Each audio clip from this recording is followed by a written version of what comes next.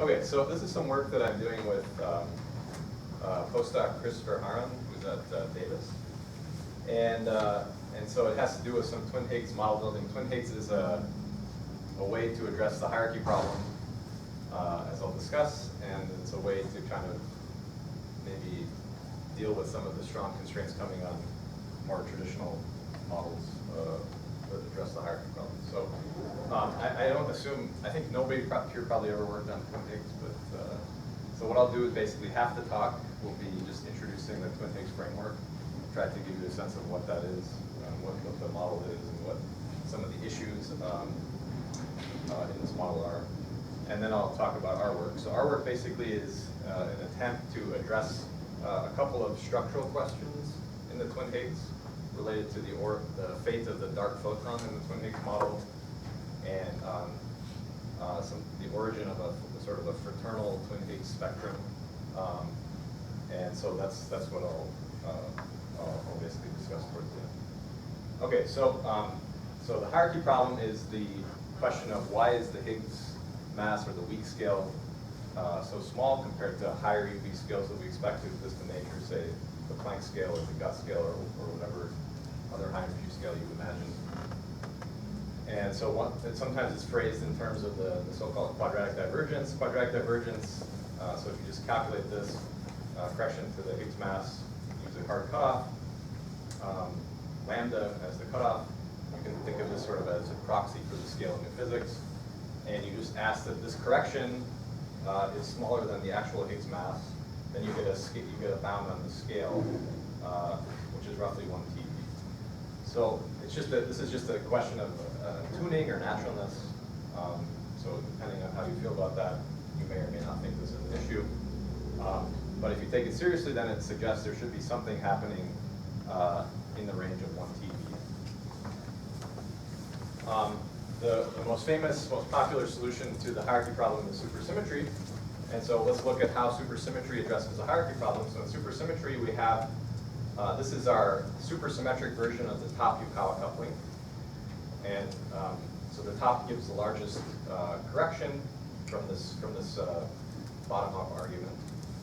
And so in addition to the usual top Yukawa that we have here, we have interactions with the supersymmetric top and the Higgs. And the crucial point is that the coupling here, YT, is the same because of supersymmetry. And so you get this cancellation of the so-called quadratic divergence. And so you can have a light Higgs mass without being quadratically sensitive to a higher UV scale. This implies that if this is really going to work, that the stop should not be too much heavier than the top, because otherwise you start to be sensitive to the stop mass. And we haven't seen stops yet at the LHC. So here is a plot from Atlas with, this is the plane of the lightest stop mass and the lightest supersymmetric particle mass and the lightest neutralino mass. And so you can see that depending on the mass of the neutralino, let's say it's very light, then you can already have limits all the way up to 1 TeV. If it's heavier, if the neutralino is say 400 GeV, you can even live with stops still at 400 GeV. So I would say that by all means, supersymmetry is not completely ruled out. We could certainly be living here, or it's just a question of what your taste in tuning is. But there are new limits on stops and other supersymmetric particles, and so this kind of motivates us to think a little bit if there could be another way to address this issue.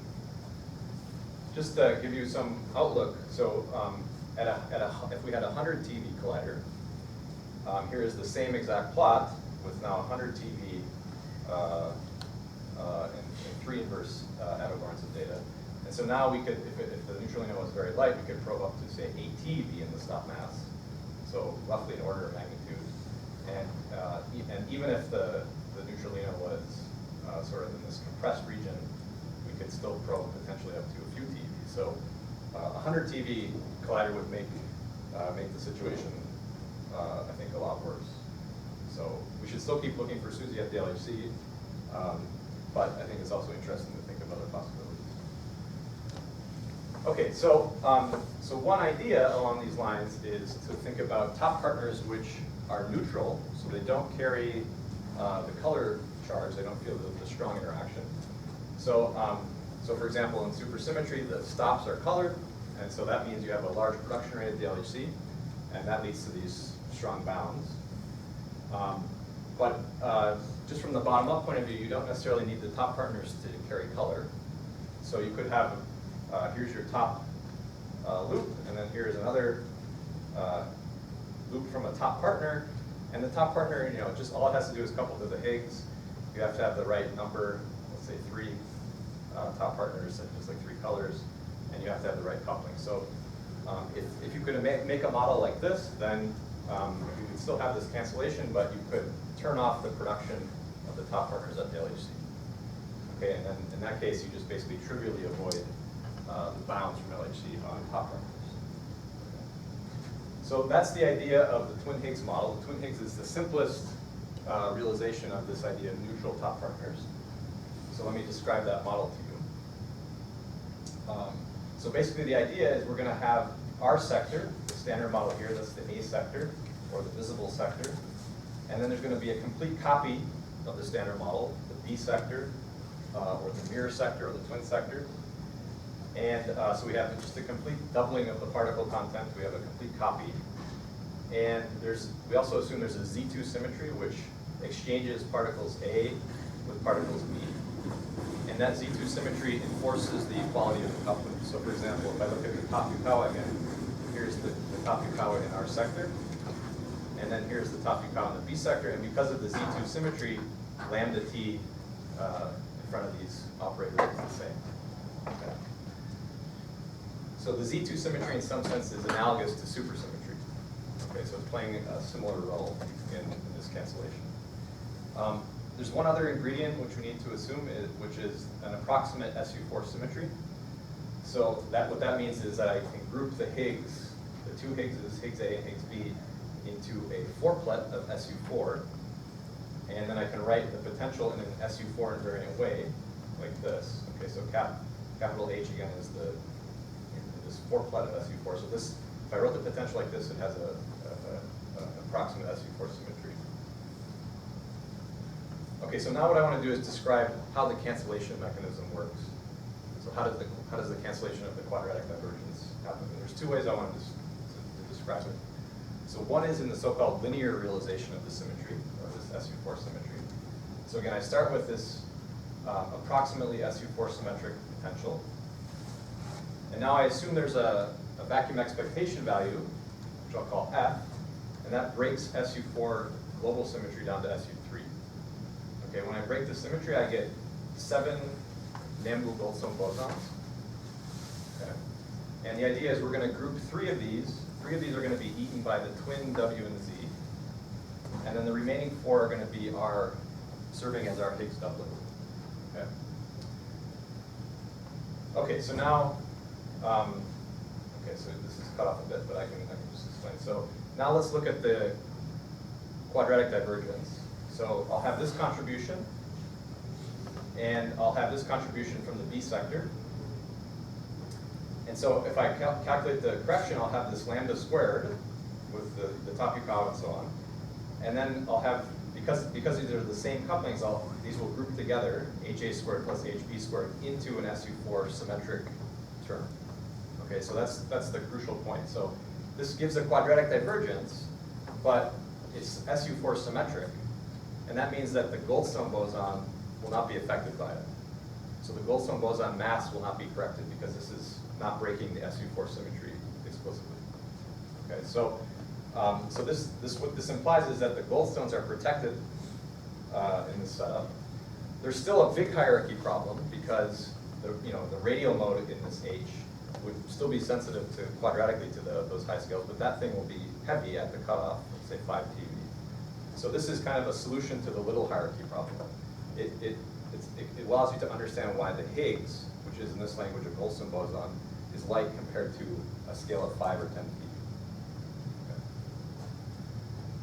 So that's in the linear realization. I can also look at this in the more traditional language in terms of diagrams and cancellation. So for that, I'll look in the nonlinear realization of the symmetry. So for that, what I'll do is I'll group these Goldstone bosons into sort of a pion field, just like I do in chiral Lagrangian in QCD. And so there's lots of details here which aren't really important, but so here H1 and H2 are our Higgs doublet at the end of the day. And then I work out, I do this exponentiation, I work these formulas out, so AJ now becomes this complicated function, but basically it just is the Higgs doublet that is our standard model Higgs. HB depends on the standard model Higgs in this way. And then I plug HA and HB into the top Yukawa here. And so what do I get? When I expand this out, I get our usual top Yukawa interaction with the Higgs doublet.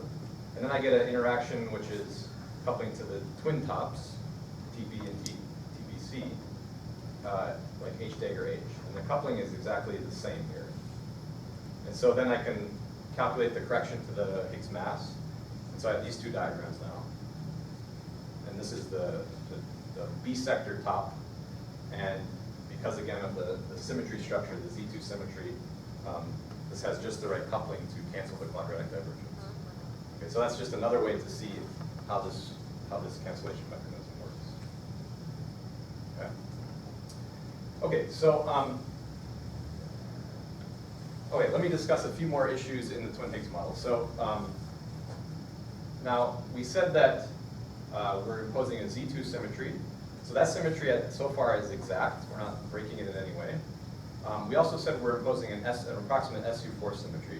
So that symmetry is good at the classical level and the potential, but the Yukawa interactions and the gauge interactions break that symmetry. So we should expect that some SU4 breaking enters into the potential, at least radiatively. Okay, so for example, you could have these diagrams. So this will generate a quartic coupling for Higgs A and Higgs B. And so you get a correction of the potential like this. It goes like HA to the fourth plus HB to the fourth. So this breaks SU4, it still preserves Z2. And this correction would be logarithmically sensitive to the cutoff. So what that means is that since you're breaking SU4, the Higgs will automatically get a mass, but it will be logarithmically sensitive to the cutoff. Okay, so it doesn't feel the quadratic divergence, but it still has a logarithmic sensitivity. So again, this just reiterates that this is a solution to the little hierarchy problem, but you can generate a mass for the Higgs. So you should expect there should be a mass generated for our Higgs doublet, at least at the one loop level. Now, the final thing you really need to do to get a realistic model is you actually need to further break the Z2 symmetry explicitly. And so the point is that the vacuum that you really want is one where our Higgs gets a VEV of 246 GeV, and the B sector Higgs gets a VEV of order F, which is larger than V. Okay?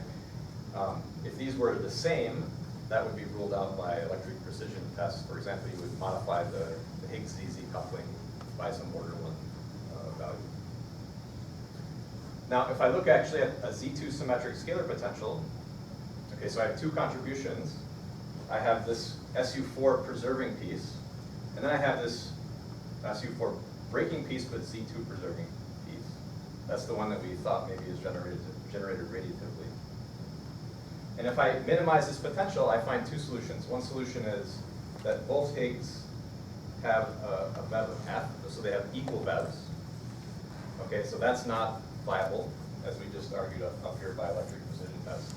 And then there's another minimum where Higgs A doesn't have a VEV and Higgs B has a VEV, and also vice versa when they're interchanged, so by the Z2 symmetry. So neither of these options are viable. They don't give the right phenomenology. And so what you have to actually do is introduce some explicit Z2 breaking to get the right vacuum alignment. So usually what people would do is just put a soft mass for HA, a soft Z2 breaking mass for HA. That's one option. There's other options that you could do as well. But at some level you need to break the Z2 symmetry.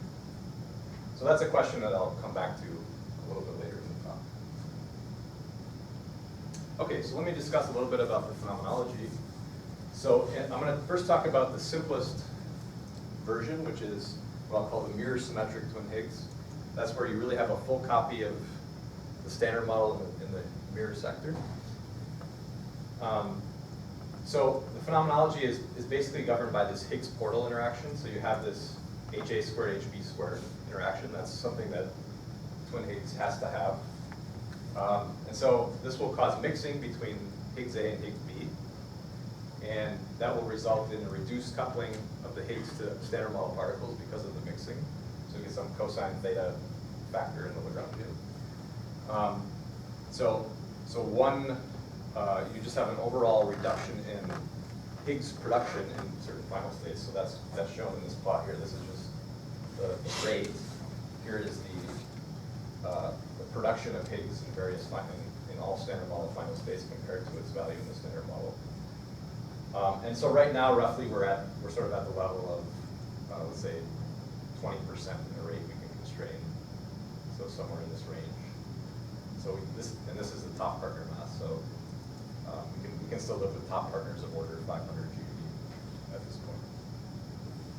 The other thing you could do is that our Higgs could actually, since it mixes with the twin Higgs, it could decay into the mirror sector, so that our Higgs could decay down into twin bottoms. And then in this model, the twin bottoms will just decay down into the mirror sector. So you'll just populate the mirror sector, and this would just appear experimentally like an invisible Higgs decay. Okay, so that's basically the phenomenology in the simplest mirror symmetric twin Higgs model. You have reduced Higgs coupling and this Higgs to invisible decay. So it's a pretty tough scenario to really test and especially to figure out what's going on over here. What happens to the lightest twin? Yeah, the lightest twin particles would well, it's a good question. So we're going to come to it, but in the simplest case, they would just be stable. Like you would have a twin neutrino, a twin photon, and they could be dangerous actually cosmologically. So I'll talk about that in a minute. I'll talk about that right now. Okay, so the cosmology is also an issue in the simplest mirror symmetric scenario. So let's understand this. So there's this Higgs portal interaction, and that causes A particles to scatter with B particles in the early universe, so you can maintain thermal contact between the two sectors. And the cross section would be given by something like this. Okay, so it depends on the Yukawa couplings. It depends on this V over F mixing angle, and then there's a Higgs exchange, so there's a temperature square dependence.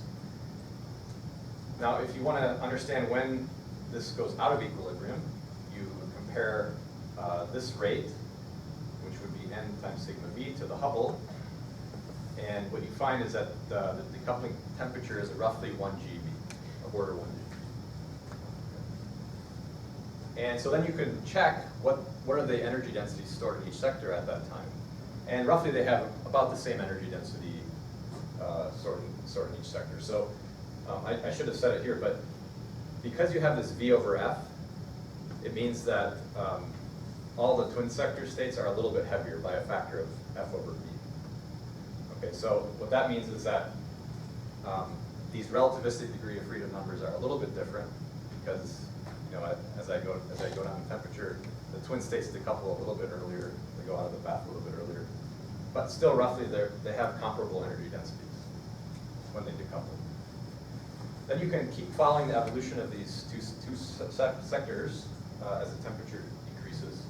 So as the temperature drops now, in each sector, the massive particles will decay or annihilate, and you can think of the co-moving entropy in each sector as being separately conserved.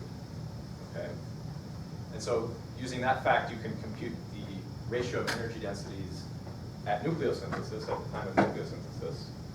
And again, you find these are comparable. So nothing fancy going on here. It's just that you have comparable energy densities at decoupling, and then they just separately evolve. And so you have comparable energy densities at BBM. And so this can be phrased in terms of a contribution to the number of relativistic degrees of freedom. And so what you find in the simplest model is that this delta n effective is about 5 or 6. And so that's ruled out by quite a bit. So it means that the standard thermal cosmology in the simplest model is not viable. And then so you have to do something to try to evade this. So one thing you can do is just to have a sort of a non-standard cosmology. So for example, people have proposed maybe like a right-handed neutrino is long-lived and it has a late decay and reheats the standard model sector preferentially. The other possibility is you could distort this spectrum in the twin sector. And you could break the Z2 symmetry in a hard way and lift some of these states out so that you don't have such a large delta n effect. So how hard can this integrate the... Yeah, I'll discuss the example. The example is the fraternal twin Higgs scenario, and I'll discuss that in just a second. But yeah. Okay. One other thing that's interesting, I think, about the twin Higgs scenario is, I guess it gives some framework to think about dark sector physics. You have this whole hidden sector of states. They couple through the Higgs portal. They could couple maybe through kinetic mixing, potentially. So there's many potential dark matter candidates in the twin sector. I think the most interesting one is this sort of asymmetric dark matter idea, where you could imagine the twin baryon is our dark matter. It could be a little bit heavier than the ordinary baryon, and but still the Z2 symmetry provides sort of a rationale for keeping them kind of close.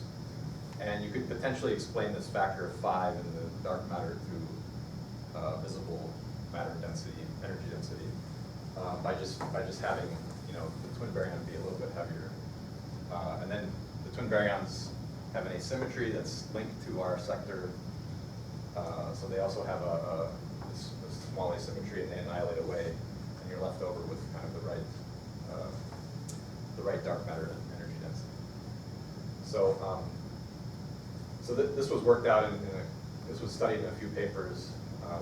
This is a plot showing, for example, how much of a difference in the strong coupling or strong flange structure constant you need to get the V over F factor to be large enough so that the twin baryon is a little bit heavier to get the right asymmetric dark matter. So anyway, this is a possibility. This is an interesting possibility. And the thing with asymmetric dark matter models usually is that it's hard to explain why the dark matter has a mass close to the QCD scale, and the Z2 symmetry in this setup provides some reason to think about that more seriously. Okay, another question in these models concerns the twin photon and what happens to it. So in the simplest model, again, you might expect that the twin photon is massless, and there's no reason that it wouldn't kinetically mix with the ordinary photon. So you could have an operator like this. And since it's massless, then this would lead to millicharged particles. So the dark sector particles, or near sector particles, would acquire a small electric charge proportional to this epsilon parameter. And for example, like the twin electron, which would be roughly around 1 MeV along this red line here, would face various strong constraints depending on what this value of this epsilon is. So it's certainly possible to have this, and you could just take epsilon to be small. It could live in one of these windows. Other people have considered maybe lifting the twin photon mass sort of by hand, or maybe you don't gauge the twin hypercharge symmetry, just a global symmetry. Or you could change the Fermion mass spectrum. You can move the twin electron up in mass. So this is just I'm just pointing out that this is an issue potentially in the simplest models, and so there's a question of what could you do with the twin photon. All right, and then finally coming back to what I mentioned earlier, so there's another scenario which encapsulates some of these ingredients, which is called the fraternal twin Higgs. And then the idea there is that, for naturalness, really we only need the third generation. We need the top partner. And then because of anomaly cancellation, we need a whole third generation, basically. And so maybe there's just the heavy guys, and maybe like a twin bottom and a twin tau down here. This is interesting. On the one hand, it can alleviate some of the problems with the cosmology. So you can live with you can predict a much smaller delta M effective. And then it's just interesting maybe for phenomenology. So for example, now in the Higgs could still decay into this twin sector. Now the spectrum is much different now because you don't have light quarks, so your lightest states in the twin QCD sector might be glue balls, and the glue balls could mix with the Higgs, so you could have a Higgs decaying through a glue ball into this twin hadrons, and then the twin hadrons actually have nowhere to go, so they might decay back into standard model final states, and you could get visible final states. And often these decays are long, they have a long lifetime, so they could lead to displaced signatures, for example. So how do they make the first and second generation much bigger? Oh yeah. So that's a good question. So in this paper, this paper and other studies, they just by hand. So they just say, okay, we don't need those. It's not in any dynamical way. So it's just by hand. So part of our motivation will be to try to do this in a dynamical way. Okay, so that's the overview of the twin Higgs. Is there any questions at this point? Yeah. Crazy question. Can you make this? Can you make the scale of it much larger than the scale? Much larger? Yeah, you can certainly do it, but basically, if we go back to that discussion of the vacuum alignment, naively what you expect is that both VEVs are the same or a similar size. And now to make V much smaller than F, we start to have to tune. So this is a kind of a tuning. So if we really wouldn't want F to be much larger than V, because then it's kind of a tune. It's even more tuned. But there's a solution that one of the vacuum is 0 and the other is negative. Right.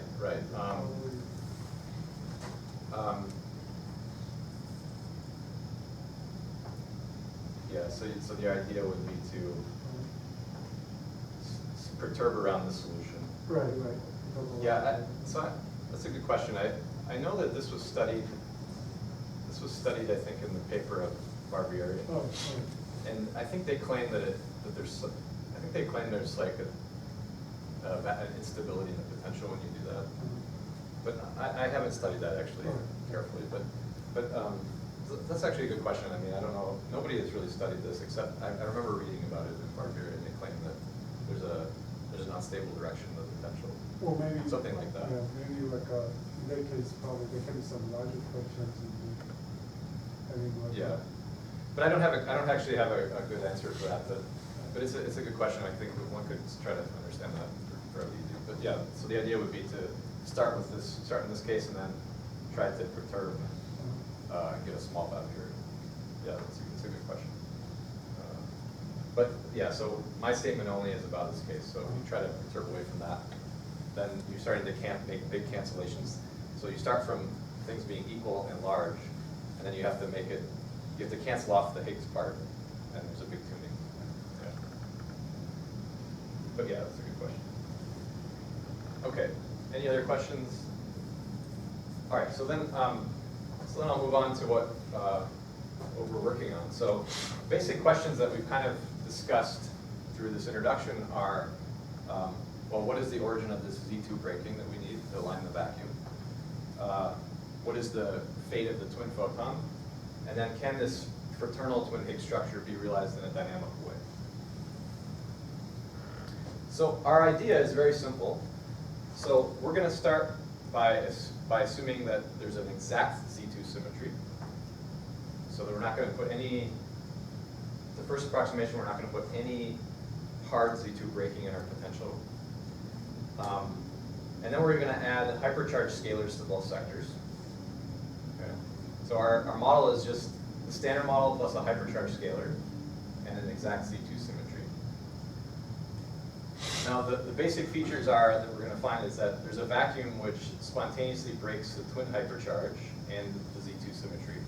Okay, so that means that phi b will get a VEV, so the hypercharge scalar in the B sector gets a VEV, and the hypercharge scalar in our sector will not get a VEV.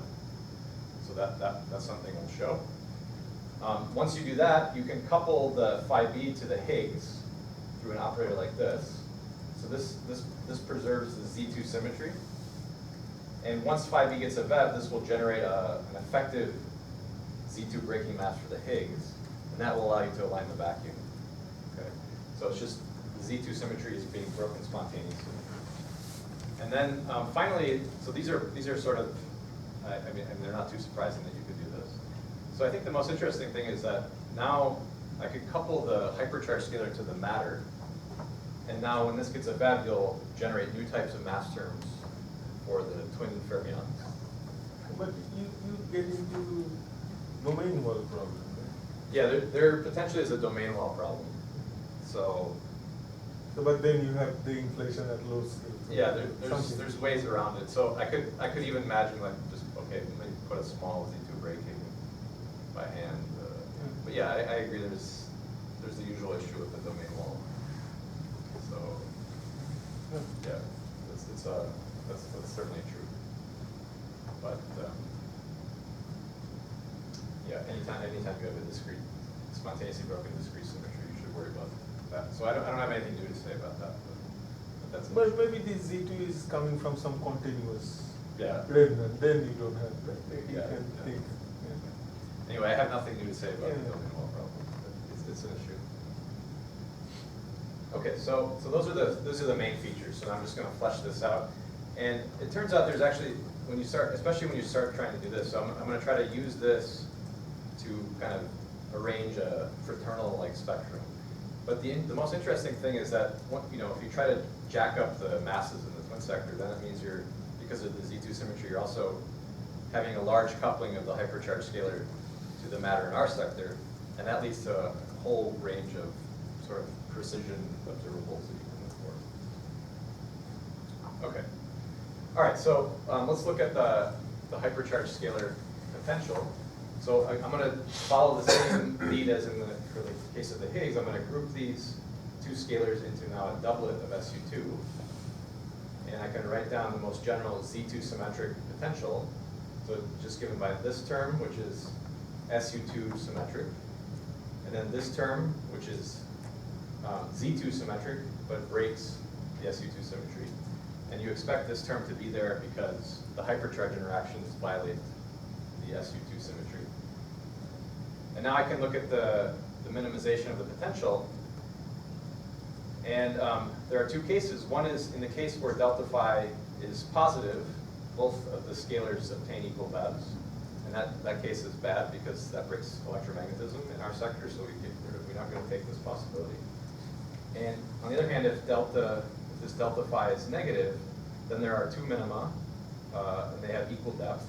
One is where all of the VEV is in the A sector, and B sector has no VEV. That's bad because that breaks electromagnetism. And then the other one is the Z2 symmetric partner, so where phi B has a VEV and phi A doesn't have a VEV. And so this is the vacuum that we're going to live in. We just assume we live in that vacuum. It's just a discrete choice.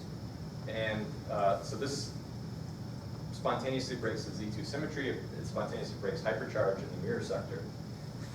And if you wanted to, you could make this minimum the true global minimum by just adding a small additional Z2 breaking. But I mean, that's not going to affect any considerations we have. So that's a possibility if you really wanted to do this. What's the original delta phi? Yeah, this delta phi, so you could just put it by hand. It's allowed by the Z2 symmetry. But if you didn't put it, it still would be generated by hypercharge interaction. So there'd be some quartic that would be generated radiatively. So you write down the Yeah, yeah. So these carry hypercharge, and so this would be there on general ground. Okay, so now we can look at the spectrum around this minimum. And there's a couple things to note. So this quartic, which breaks the U2 symmetry, if it's small, like if it's generated radiatively, you expect it to be quite small. And then that means that the potential has an approximate U2 symmetry. And so there are some Goldstone bosons, just like in the case of the Higgs. And so what do we find? So in this limit, we find that there's the hypercharge scalar in our sector, I call it phi A, and that's a Goldstone boson. So that means it could also be naturally light. It could be, it carries hypercharge, so it should still be above 100 GeV, but it could be of order 100 GeV, and there's no naturalness issue. It's the same protection mechanism as for the Higgs. And then there's another Goldstone is this one that's eaten by the hypercharged gauge boson in the twin sector. And then finally there's a radial mode, which is heavy. Okay, and then the twin photon, we get a mass. So here's the standard thing. And so that's the spectrum. So the model predicts a new hypercharged scalar in our sector, and it predicts that the twin photon is massive. Could have a mass of order the weak scale or maybe order TeV. And then finally there's a radial mode, which is, should be fairly heavy, could be close to the cutoff of the theory. That's the spectrum. Okay, now we can include the Higgs, and there's a bunch of details here, you don't have to worry about it, but we just write down the most general Z2 symmetric potential. And again, this coupling here, when 5e gets a VEV, will generate the right kind of vacuum alignment, so you have some freedom to align the vacuum how you like. We follow through all the details of the nonlinear realization, just like we did before. There's nothing, don't worry about all the details, there's nothing fancy going on here. And then at the end, you have this potential for the Goldstone bosons. So these delta couplings explicitly break the U4 cross U2 symmetry. So these will generate mass terms and interactions of the Goldstone bosons, the phi A and the Higgs. Okay, these are the Goldstone bosons. And you can look at the vacuum. And the only thing I want to note again is that the Higgs B will have a VEV of order F, which is much larger than the VEV of Higgs A. Okay, so that's the same story as in the usual twin Higgs model. So the VEV in the B sector is large compared to the VEV in the A sector. There's some formula for the masses you don't have to really worry about. It just puts demanding that these are positive puts some restriction on the parameter space. Okay, so just to give you an idea of the parameter space, there are these quartic couplings, and there are some sort of naturalness considerations maybe for these couplings. We don't want these to be too large, otherwise the Higgs is not really going to be a true Goldstone boson. So we want those to be small, so you have an approximate SU4 symmetry. And we're going to just say the same thing about this other one for the hypercharge scalar, although we don't really need to. So this is just a rough bound that you could put for these couplings. Again, this is just a sort of naturalness argument. It's not a strict upper bound. And then these ones, there's also a lower bound. These will be generated radiatively. So here is a quartic interaction that you could generate through hypercharge. And so we would want these to be larger than some value, again, just based on the naturalness argument. So putting these two constraints together, here is a plot of the sort of the rough region where you expect everything to live. So this is the VEV of the hypercharged scalar. It could be anywhere from a couple hundred GeV up to 10 TeV. This is the mass of the hypercharged scalar in our sector, and it could be as light as 100 GeV in this blue space, or it could be somewhat heavy, 10 TeV. But there is an upper bound on the hypercharged scalar mass, so it shouldn't be too heavy. Otherwise, there's some naturalness issue. Okay, so, and that's because basically you're generating the vacuum alignment through this VEV, and the VEV is controlling the mass of the hypercharged scalar, so it shouldn't be too large. Otherwise, you can start to. Okay, so the upshot is just that I just want to say that there could be a hypercharged scalar which is of order a few hundred GeV, and it shouldn't be, it shouldn't be too heavy. Okay. Now let's discuss the couplings of the hypercharged scalars to matter. And there's two reasons that you might think about doing this. So one is that if you didn't have such couplings, then this phi A would be stable. And so you'd have a stable electrically charged particle. And so there could be some cosmological bound on such particles. So you might, just to be safe, you might want that to decay. So you could just couple it to matter in this way. And then the other reason I already mentioned, which is that this can give new mass terms to the twin fermions. So if you have this coupling, after the condensation, you'll generate a mass term in the twin sector. And then you could try to arrange this fraternal twin Higgs structure dynamically. Why only to first two generation? Sorry? Why, you can have less than one to first two generation. Oh, yeah, good. So, I mean, at this point, I'm just saying very generic things. So, yeah, you could ask, like, do I want to couple it to the third generation and so on. Yeah, I'm not really worried about raising the twin top mass. I mean, of course you could, but The contribution to the first two generation should be lower. right, exactly. So that's what we want to do, is we want to raise the light particles up. So we're going to want to, at the end of the day, we're really going to want to use this to raise the light particles up to, let's say, masses in order of 2 GeV or higher.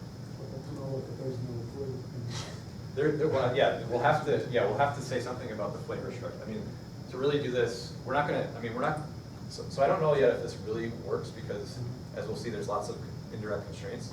But that's what we want to do. We want to have some kind of preferential coupling to light generations to raise it up. And you'll see there can be a tension, or if you want an opportunity to probe that through other measurements. So you'll see in a second kind of what I have in mind. Yeah. Okay, so first let's talk about the decays of phi A. So this is, again, the hypercharge scalar in our sector. It carries electric charge, so we want it to decay. And so if I just think about what kind of couplings it can have, there's really just two possibilities. One is that it could have a hypercharge equal to 1, or it could have a hypercharge equal to 2. And those are the only two cases that allow you to couple to fermion bilinears. So in the case of y equals 1, I can write down all of these couplings. So I can have hypercharge coupled to LL, or a dimension 5 operator hypercharge coupled to kind of a Yukawa type interaction, but with the H conjugate instead of H. And I could couple to sort of quark-like couplings. When I put the Higgs VEV, then I get these couplings at the end of the day. So I can couple to neutrino and a lepton, or a down and an up type quark. Okay. So it's just calculating electric charges, all what we're doing. So there are these two possible decays. For the case of y equals 2, then there are just these operators that allow you to have a decay. And so you could decay into pairs of same sign leptons. So it's just like a doubly charged Higgs model, basically. So all of the collider signals of this hypercharged scalar are just given by these two decay modes. So you have a new charge scalar or a new doubly charged scalar.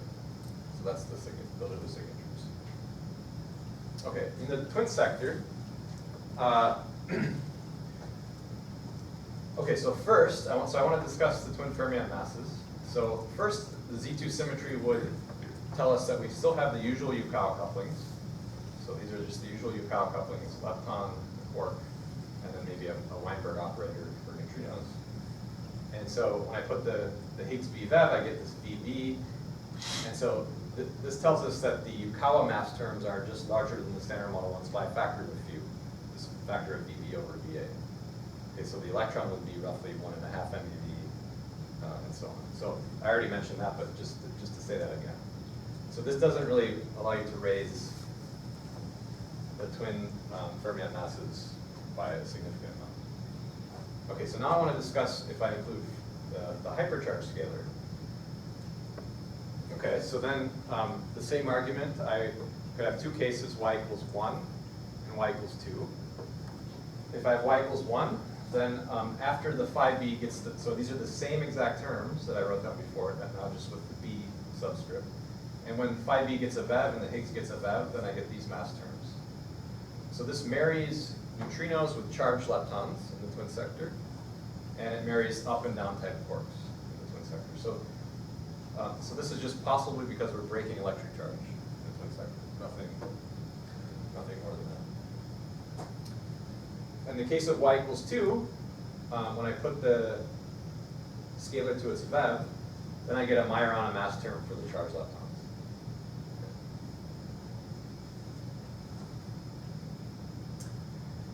Can I say that compared to the usual charge density, so when the system, can I say that it is mostly decaying to lepton neutrino instead of? It depends. Yeah, it really depends on which of these couplings is largest. Yeah. The core couplings are suppressed by the. Yeah, they're suppressed, but I mean, yeah, a priori, I don't know if like this. So the effective coupling is.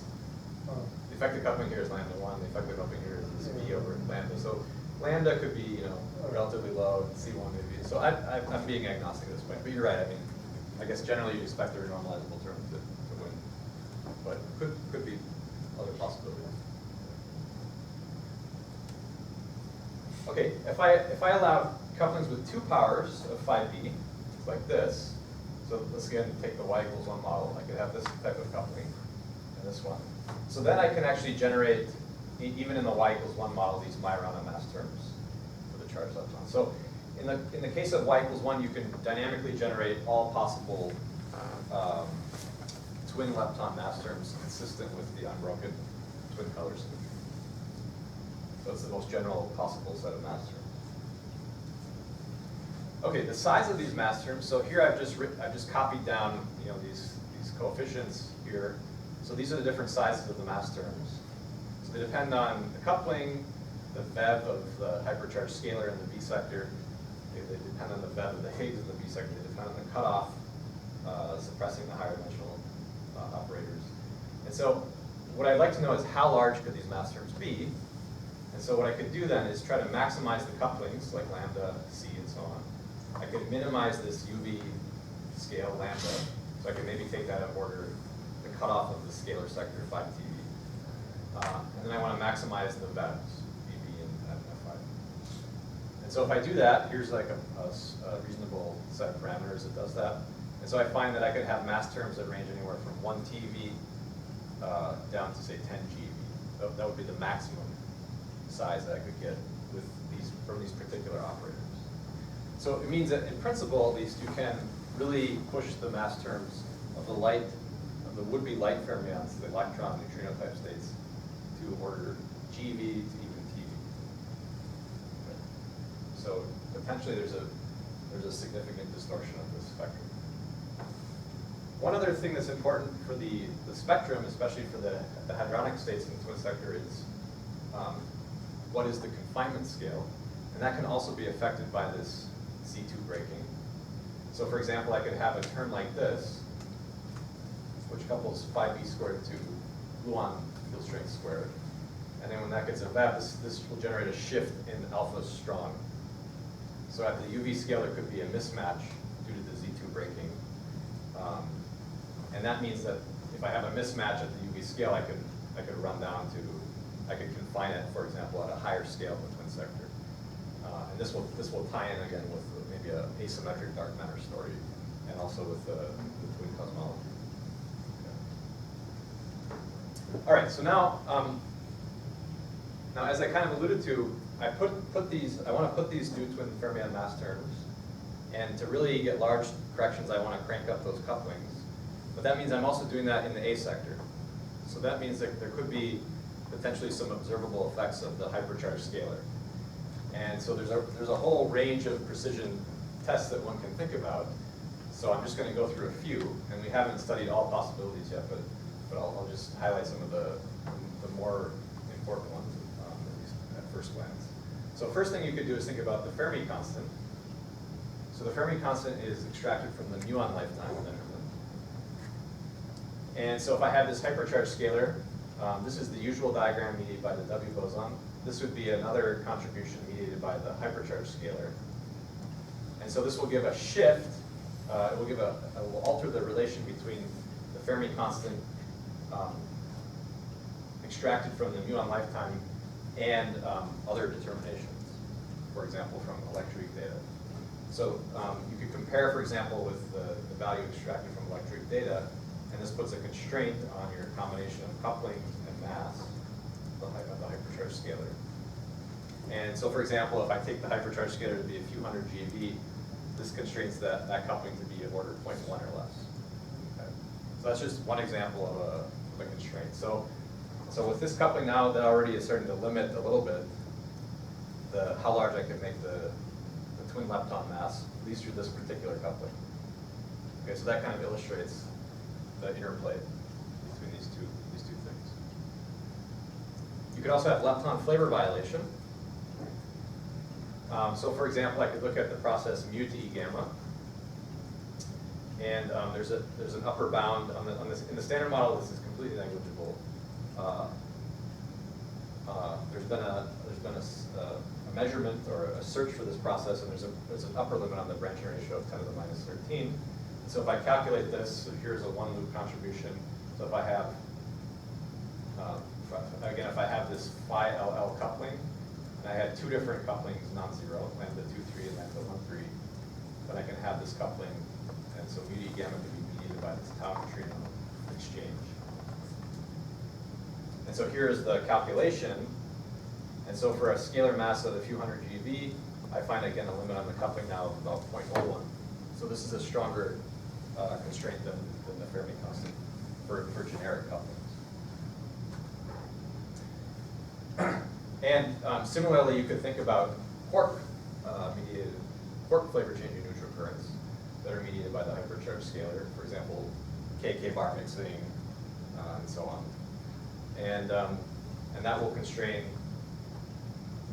the size of these type of couplings, C2, C2 and C3 and so on.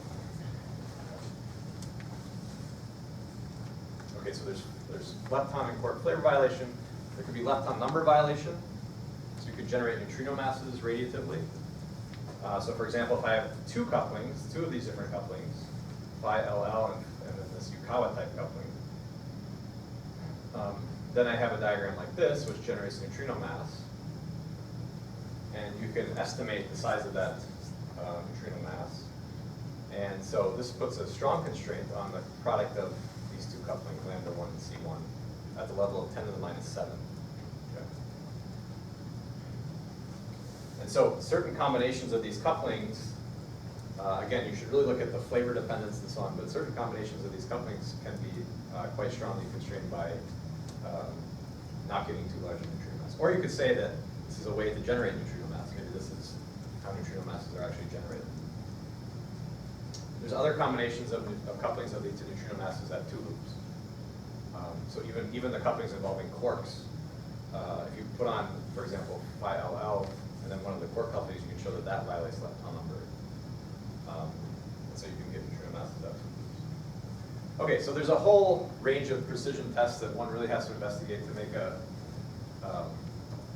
measured assessment of whether you can really have a fraternal twin Higgs spectrum, but at least that illustrates kind of the interesting interplay. There's interesting things with Higgs physics. So for example, now I have the Higgs could mix with the radial mode of the hypercharged scalar, and that can give a new contribution to a new way to reduce the coupling. So that's another something different in this model compared to the usual twin Higgs.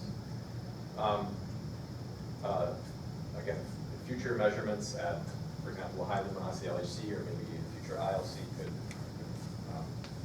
really help with probing this type of effect.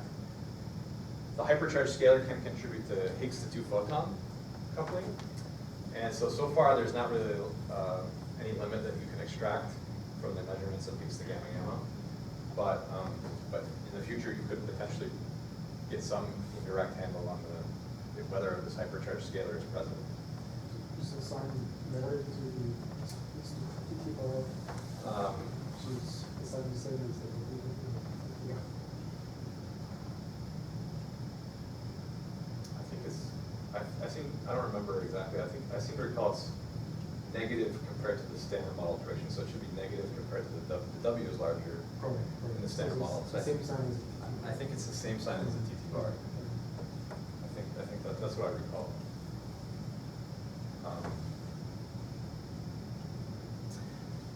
And then you could think of new exotic Higgs decays. So for example, the Higgs depends a lot on the spectrum of the twin sector, which is we're playing a lot with. But you could imagine decaying, the Higgs could mix with the 5e and decay now through interactions like this into twin leptons. And then the twin leptons potentially could decay back to us. So there could potentially be some new displaced signatures. Okay, all right, at the LHC, let me be, since we're running short on time, let me be a little bit brief on this aspect, because it's basically signatures associated with a new charge scalar with charge equal to 1, or a new charge scalar with charge equal to 2, which are well known in 2 Higgs doublet models, or type 2 seesaw models and so on. Type 2 seesaw. Well, so you can these signatures are not necessarily new.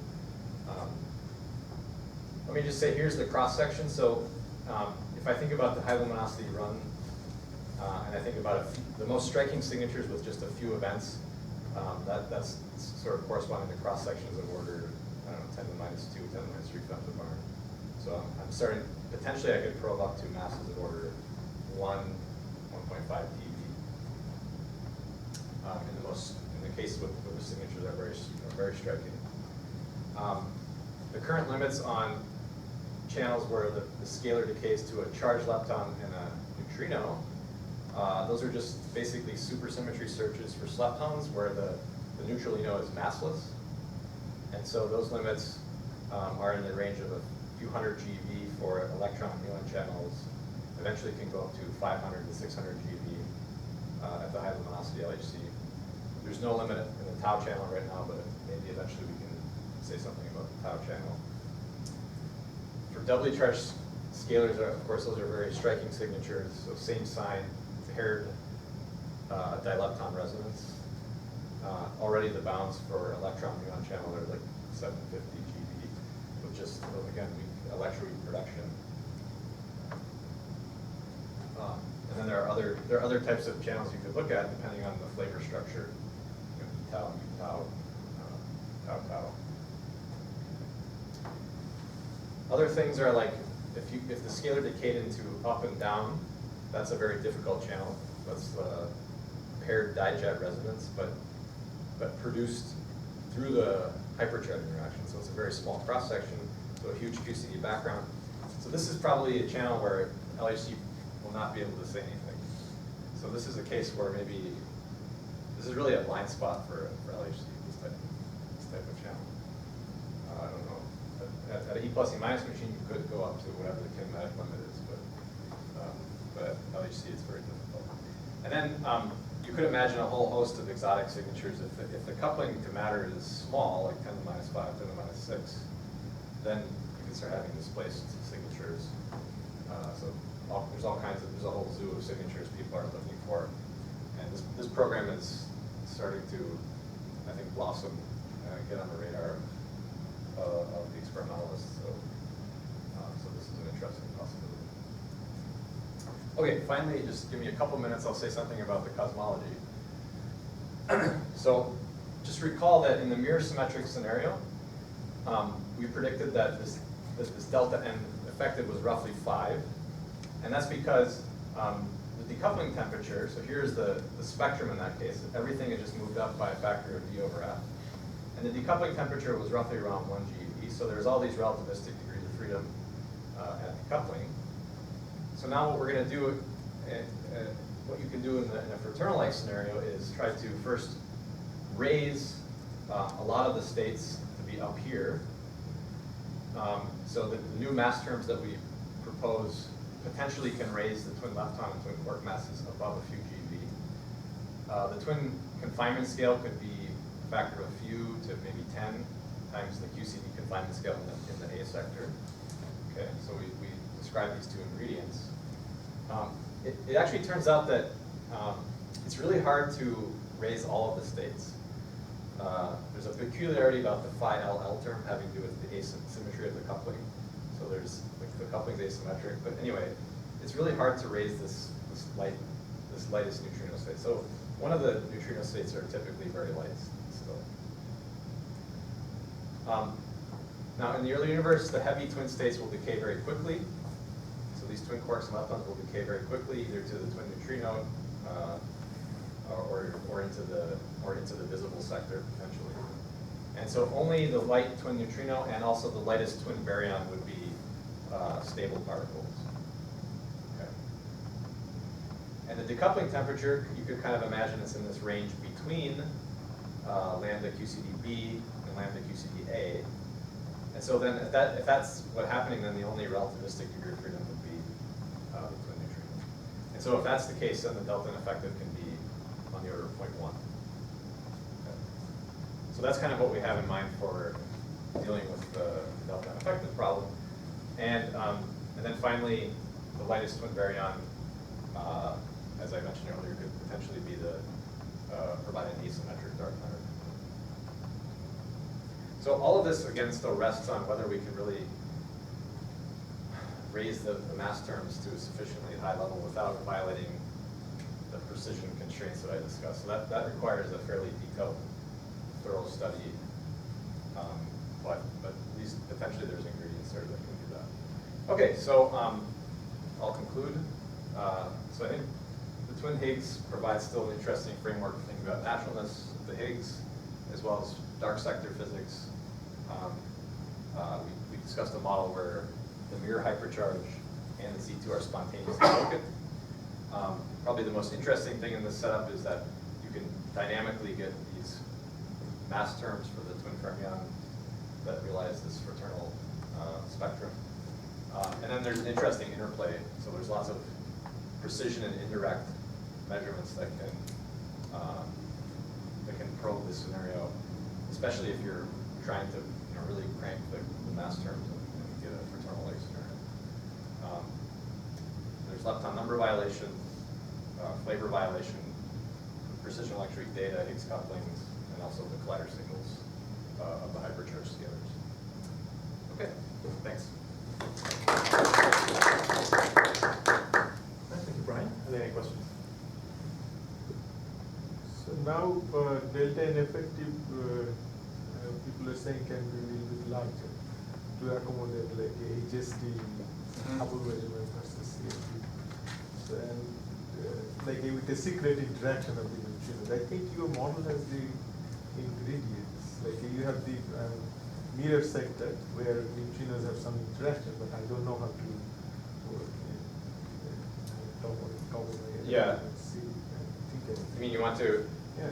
have an interaction between the neutrinos and No, but I think you already have interactions going on in the hidden sector. yeah. I think it's good enough. Have you seen these papers recently? The secret interaction. And then they're trying to accommodate this HST measurement and the CMB. I don't think I've seen those papers. Oh, well. Yeah, sorry. So now it seems that you can have delta and effective order 1. Okay. Oh, I see. And then you use these interactions with the Yeah, neutrinos right, to. right. Okay, yeah, I don't understand. But Yeah, so but Yeah. one needs to take a look at those papers to see if your model can I see. have something interesting to say. Okay, yeah, interesting. I'd like to see those papers. Any other questions? Baryogenesis? Can you do something with baryogenesis? Oh, baryogenesis. Yeah, it's a good question. I mean, I guess if you really think, I kind of like this story of asymmetric dark matter. So I think any story you have for baryogenesis in our sector, and you have, so you sort of have the Z2 symmetry. So you kind of can imagine that baryogenesis is happening the same way in our sector and in the B sector. And then I think other people have thought maybe of a possibility where maybe you have a state that talks to both sectors. It doesn't have like the Z2 symmetry, but it talks to both sectors, and maybe it decays out of equilibrium to both sectors, kind of like a leptogenesis or decaying baryogenesis scenario. Yeah, but I haven't really done anything really about that issue. Yeah. So in this case, I'm just assuming there's an asymmetry, that's that's some primordial asymmetry present in both sectors, and maybe they have a similar value just because of the Z2 symmetry. So I'm not saying much more than that. Okay. Okay, if there are any more questions, Brian will be at the floor. One second, one more time.